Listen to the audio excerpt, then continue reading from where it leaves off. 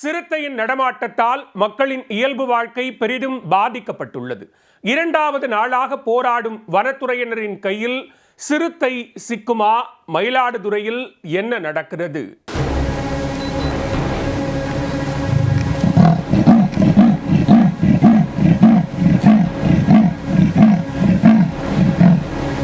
சிறுத்தை நடமாட்டத்தால் இயல்பு வாழ்க்கையை இழந்த மயிலாடுதுறை மக்கள்.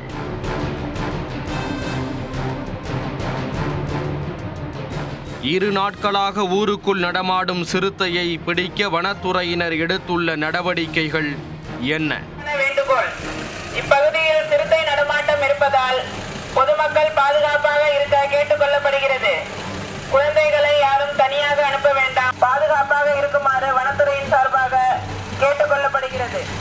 சிறுத்தை பிடிபடுமா? மயிலாடுதுறை மக்களின் நிம்மதி திரும்புமா? மயிலாடுதுறை நகரின் செம்மங்குளம் பகுதியில் கடந்த செவ்வாய்க்கிழமை இரவு சிறுத்தை ஒன்று ஊருக்குள் புகுந்தது. தெருவில் சுற்றித் திரியும் நாய்களை வேட்டையாட துடித்து சீறி பாய்ந்த சிறுத்தையை வேலை முடிந்து வீடு சென்ற இளைஞர்கள் பலர் பார்த்திருக்கிறார்கள். அச்சத்தில் அங்கிருந்து நகர முடியாமல் உறைந்த மக்கள் போலீசார் மற்றும் வனத்துறையினருக்கு தகவல் கொடுத்தனர்.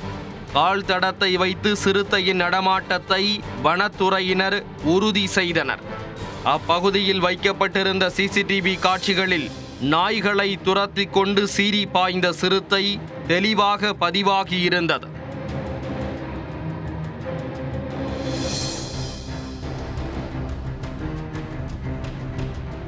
சிறுத்தையின் நடமாட்டத்தால் வீட்டை விட்டு வெளியே வர வேண்டாம் என பொதுமக்களுக்கு எச்சரிக்கை விடுக்கப்பட்டது.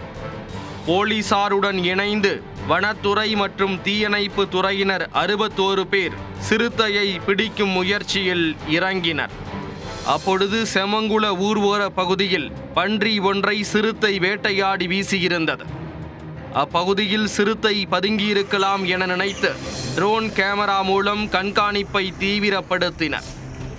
மேலும் சிறுத்தை பதுங்கியிருப்பதாக கருதப்படும் கூரைநாடு, தெற்கு சாலிய தெரு, வடக்கு சாலிய தெரு, மேல ஒத்த சரகு, கீழ ஒத்த சரகு உள்ளிட்ட பகுதிகளில் மரங்கள் அடர்ந்த இடங்கள் மற்றும் காட்டு பகுதியில் வலைகள் மற்றும் கயிறுகளுடன் தீவிரமாக சிறுத்தையை தேடி வந்தனர்.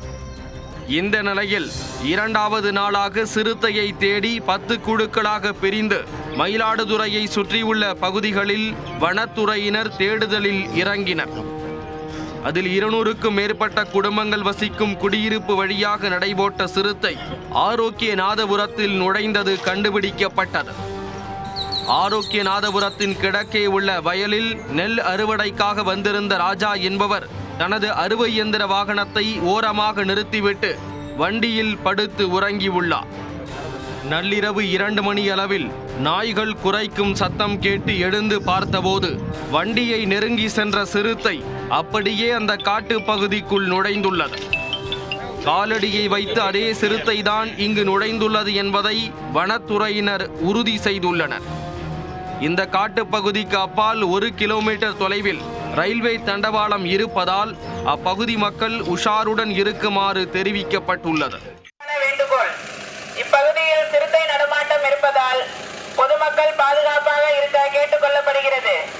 குழந்தைகளை யாரும் தனியாக அனுப்ப வேண்டாம். பாதுகாப்பாக இருக்குமாறு வனத்துறையின் சார்பாக கேட்டுக் கொள்ளப்படுகிறது. இங்கே நைட்டு இங்கே படுத்து உறங்கி இருக்கும்போது சிறுத்தை நாய் குளத்தினால செஞ்சு பார்க்கும்போது சிறுத்தை நடமாட்டம் இருந்தது. உடனே திருப்பி காவல்துறைக்கு போய் தகவல் கொடுத்தோன்னா அவங்க நேரம் வந்திருந்தாங்க. நைட்டை வந்தாங்க, பார்த்துருந்தாங்க. தேடிட்டு இருக்காங்க. சிறுத்தையை நிச்சயம் பிடித்து விடுவோம், மக்கள் அச்சப்பட தேவையில்லை என அதிகாரிகள் கூறியுள்ளனர்.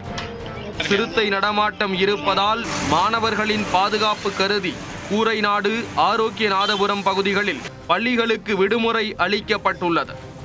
10ஆம் வகுப்பு பொதுத் தேர்வு நடக்கும் பள்ளிகளுக்கு பலத்த பாதுகாப்பு அளிக்கப்பட்டுள்ளது. தொடர்ந்து 2 நாட்களாக ஊருக்குள் சிறுத்தை நடமாடுவதால் அப்பகுதி மக்கள் அச்சத்தில் உள்ளனர். சிறுத்தை பிடிபட்டால் மட்டுமே இயல்பு வாழ்க்கை திரும்பும் என வருத்தம் தெரிவித்திருக்கிறார்கள்.